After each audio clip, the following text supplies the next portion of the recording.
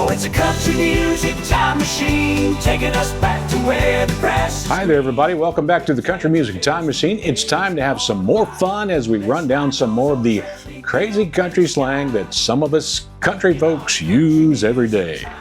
Wait, I think we have some breaking news.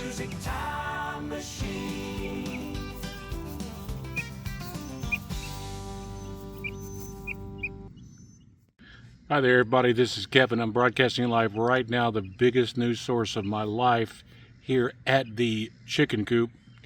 And you know, if you want to support the Country Music Time Machine, 3 great ways to do that. You can subscribe, you can like, and of course, if you really want to help us feed these chickens, please hit that thanks button. All the proceeds will go to help feed these chickens. Well, thanks there, Farmer Kevin, I think. First up on Crazy Country Slang 4 is a good one. The bottom fell out. I use this one all the time. It's really hard to track the origin of this slang phrase, but checking the internet, some say it came from a nautical term and others say it has to do with an issue riding a horse. Well, around my country home, we use it often, especially this year in Tennessee, as we've seen too much rain already.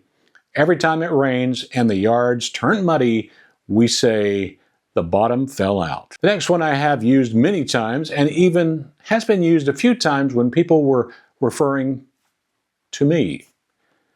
He don't know his butt from a hole in the ground. You can replace the word butt with ass if you like. I could not find when this phrase was first used, but it does go back a long way. It's used all over America, especially in the country. It is basically a slang phrase about someone who has no idea what they're talking about. So in a sentence, it could be used like this. If Kevin thinks he can self-identify as a millionaire, he don't know his butt from a hole in the ground. The next one doesn't get used as much anymore, but it is definitely some crazy country slang. Heavens to Betsy. This seems to have originated in 1857 in a magazine. The person says, "Heavens to Betsy," clapping his hand on his throat, "I've cut my head off." Wow, that is really strange. Heavens to Betsy is an exclamation of surprise, shock, or even fear. In a sentence, George Strait was quoted as saying, "Heavens to Betsy," when Beyonce won a country award. Next up, we have knee-high to a grasshopper. This crazy country slang was started in 1814 as knee-high to a toad, but then the more common grasshopper started to get used in 1850. Knee-high to a grasshopper is describing someone or something's height. In a sentence, it might sound like this. Kevin was knee-high to a grasshopper when he first went on the radio. Yep, that was 1982. I was 14, and I sounded like a squirrel. The next one on Crazy Country Slang 4 is all stove up, or sometimes expressed as all stoved up. This slang has been used for a long time, but it's hard to pinpoint when and where it originated. But if you are an English major, you might want to know this. It's the past participle of stave up, a verb. But as I get older, I use it more often.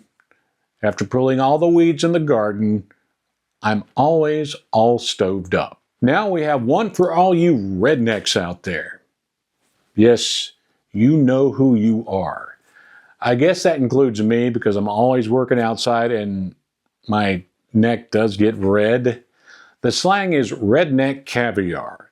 Now, according to artificial intelligence, shall we believe them? They might be taking over the world. According to AI, redneck caviar is a popular name for a dish that is also known as Texas caviar. Its origins can be traced back to Texas around 1940. All you folks in Texas can confirm if the old AI is correct or not. But in South Carolina, Georgia, and Tennessee, redneck caviar is a reference to potted meat. And if you're a true connoisseur, I think that's a French word there, of redneck caviar, we may be talking about potted possum. Yum, yum. And finally, let's do one more here on Crazy Country Slang 4. Now, this one I've used many, many times, and I still do, the phrase, "If the good Lord willing and the creek don't rise." It is a traditional American saying, mainly in the country, often used to express intention or hope for something to happen, contingent on no unforeseen obstacles. While often interpreted as referring to flooding creeks, it's believed by some to originate from a reference to the Creek, Muskogee, Native American tribe. Benjamin Hawkins, that dude here with the fake hair, was a figure involved in Indian affairs in the late 18th and early 19th centuries, and is cited as potentially using the phrase in this context. Hawkins, when summoned to Washington, reportedly responded, "God willing and the creek don't rise," with the capitalization of creek, suggesting a reference to the tribe rather than a body of water. Well, around my country home here, we all thought of it as a body of water. So in a sentence, I will use it right now. The good Lord willing and that Rock Creek don't rise. I'll see you next time, right here on the Country Music Time Machine. This is Kevin. Let's keep it country. Oh, it's a country music time machine, taking us back to where the grass is green, with twangs and tales from days gone by. Let's ride those old trails beneath the open sky, in our country music time machine. In our country music time machine.